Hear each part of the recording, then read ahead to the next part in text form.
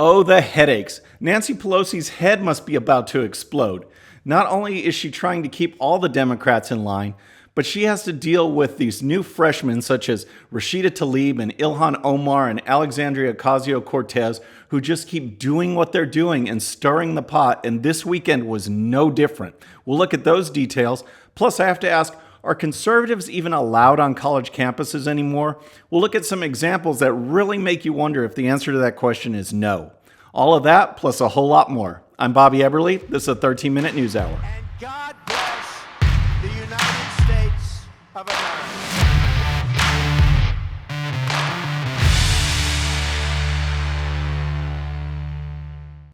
Wow, what a weekend we had. We had the Masters, we had the IndyCar race at Long Beach, and we had a whole lot of politics, especially from the Democrats. And before we dive into that, I just want to say thank you guys for making last week the most viewed week we've ever had with the show. The show hasn't been around too long, but last week just, oh man, it was great.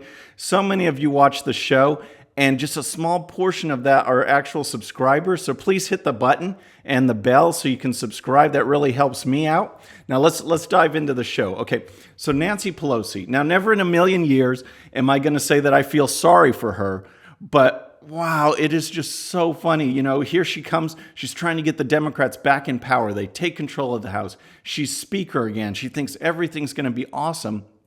But little did she know that she reaps what she sows with the recruiting that she did and this wave of freshman Democrats that come in, you know, acting like millennials like they are. They're far left, they're socialists, they don't care about authority or power or waiting their turn at all, and they will just say whatever it is.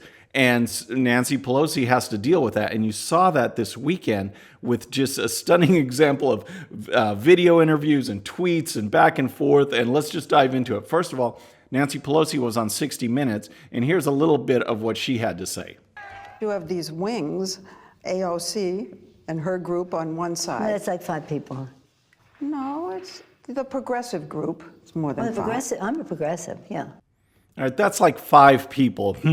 I wonder who she's talking about. And the fact is that even if it's 5 people like Tlaib and Omar and Ocasio-Cortez, they are loud and they're radical and they're attracting tons of media attention and they're attracting followers that believe in this radical socialist movement. And she's the one that has to deal with it.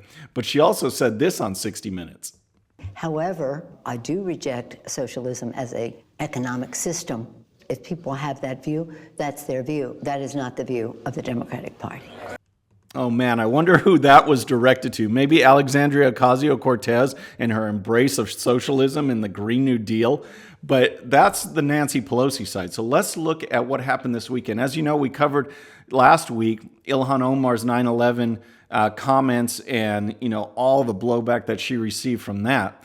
Well, this weekend, the target was Democrat leadership. And here's kind of how it started. You have this tweet from a person that works in the California legislature, Ilhan Omar, all right? And here's what she tweeted. The attacks on Ilhan Omar and subsequent lack of support from Democrat leadership continues to prove that this system was never meant for us. Do not applaud diversity in the first Muslims in any space if you're not willing to be a true ally and defend us. Hashtag I stand with Ilhan. Okay, so that tweet, Rashida Tlaib retweeted and added this to it. They put us in photos when they want to show our party is diverse. However, when we ask to be at the table or speak up about issues that impact who we are and what we fight for and why we ran in the first place, we are ignored. To truly honor our diversity is to never silence us. All right, that one tweet wasn't enough for her. About an hour later, she retweeted this that Ilhan Omar wrote. I did not run for Congress to be silent. I did not run for Congress to sit on the sidelines. I ran because I believed it was time to restore the moral clarity and courage to Congress to fight and defend our democracy. Moral clarity and courage? Are you kidding me? This is a person that belittled 9/11. Last week we went into all of that. And let me tell you this. If Ilhan Omar wants to stand up and do something, you know, for moral clarity and courage, How about taking on her own district? How about doing something about her own district? Because that would show courage to me. Because I don't know if you guys know this, but the number one district in the entire United States for the recruitment of terrorists is her district. So if she wants to do something morally courageous, how about fighting that? How about fighting for America by cleaning up your district so it's not the number one recruiting area for terrorists? It's just absolutely insane. And so, you had Omar saying that, you had Rashida Tlaib saying these things, and just a couple weeks ago, you had Alexandria Ocasio-Cortez saying this. She says the DCCC's new rules to blacklist and boycott anyone who does business with primary challengers is extremely divisive and harmful to the party. My recommendation, if you're a small dollar donor, pause your donations to the DCCC and give directly to swing candidates instead. Okay, so now you can see why Nancy Pelosi has headaches, because Alexandria Ocasio-Cortez is just flat out saying, don't give to the party, don't support the party's leadership with their because what Nancy wants to do, now that she has power, of course, is to hold on to power. And that means protecting incumbents. And that's the last thing that Alexandria Ocasio-Cortez and others want. They want more radicals in there. So you've got this tremendous conflict, and it's just going to be awesome to see how it goes over the next couple months and into the next election cycle, because the Democrats are attacking themselves, and it just, President Trump, with the way he tweets, it's just gold. It's just ammunition for him. All right, so let's move on from that to what's going on college campuses, because I just put together a small list of examples that show what's going on, and it's frightening what's happening out there. So we're going to take a look at George Mason University first. And the students are all up in arms over there. And, do you think it's because there's some left-winger is going to speak on campus, or maybe even be allowed to teach a class? Of course not. Here's the report. This is from Reason.com. A group of George Mason University students is demanding that Associate Supreme Court Justice Brett Kavanaugh not take a position as a visiting law professor, and some professors are voicing support for them. The hiring of Kavanaugh threatens the mental well-being of all survivors on this campus, said one female student during the public comment period of GMU's board meeting last week, according to video footage obtained by the College Fix. Another student, a survivor of sexual violence, claimed that her mental health had already suffered as a result of the Anton Scalia Law School's decision to hire Kavanaugh. It's affecting my mental health knowing that an abuser will be part of our faculty, she said. All right, that's George Mason University. And these comments, I feel for anyone that's ever been abused.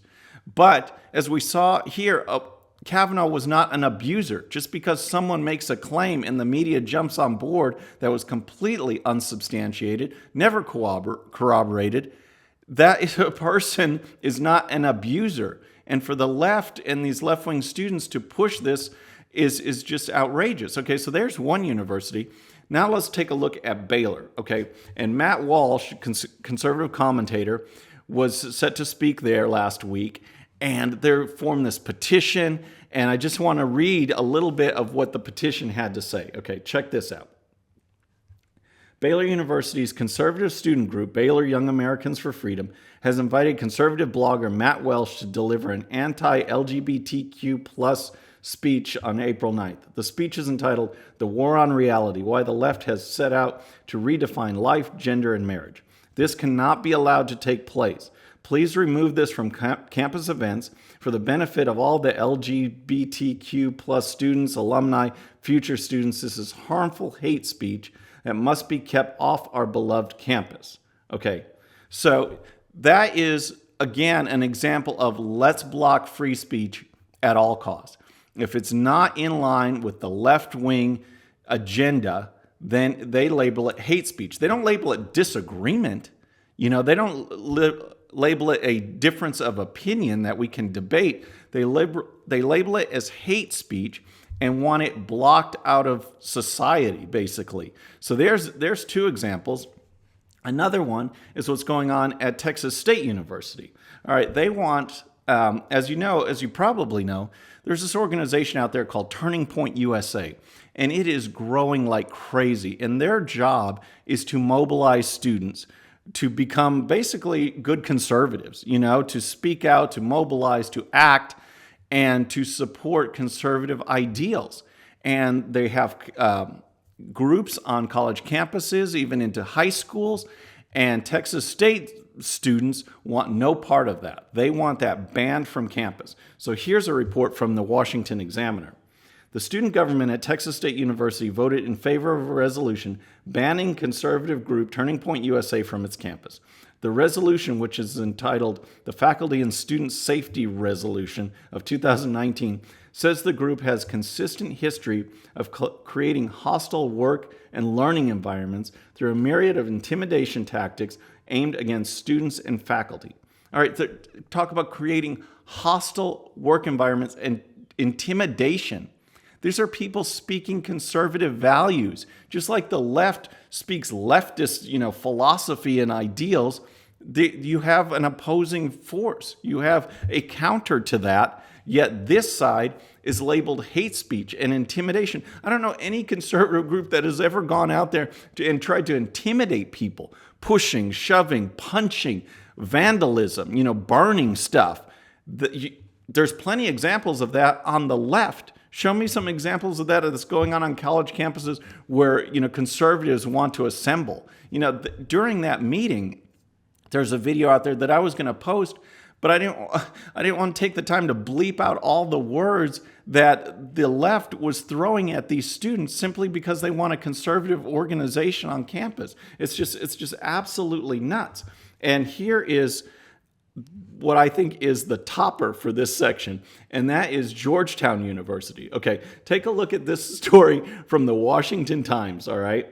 Georgetown University just voted to raise their tuition to include a portion for reparations for slavery, okay? Over 66% of the students who voted Thursday on Georgetown University's Student Association referendum favored a $27.20 semester fee to make amends for slaves owned by the Jesuits in the 1830s. Todd Olson, vice president for student affairs, said in a statement that students were adopting one of the many ways to respond to legacies of slavery. Legacies of slavery. All right. But it goes on. Here's some more from Olson. The student referendum provides valuable insight into student perspectives and will help guide our continued engagement with the students, faculty, and staff, members of the descendant community, and the Society of Jesus, Mr. Olson said, the Washington Examiner reported Friday. The 272 slaves in question were sold in 1838 to keep the university open. That's what this is all about. Can you believe it? So, and there's more examples. We're going to get to that. We're going to talk to some of the people from Turning Point USA coming up in a week or so because they're doing great stuff. But this is what we see on college campuses happening all the time. All the time. It's so much different than when I was, at Texas A&M or Rice. It's just so different now. Conservatives are literally under attack. Folks, thanks for tuning in today. We're out of time. But I just hope you have a great week. Let's make it a good one. Tune in Wednesday for the next show, and please subscribe. Please tell your friends. I'm Bobby Eberly. This is a 13-Minute News Hour.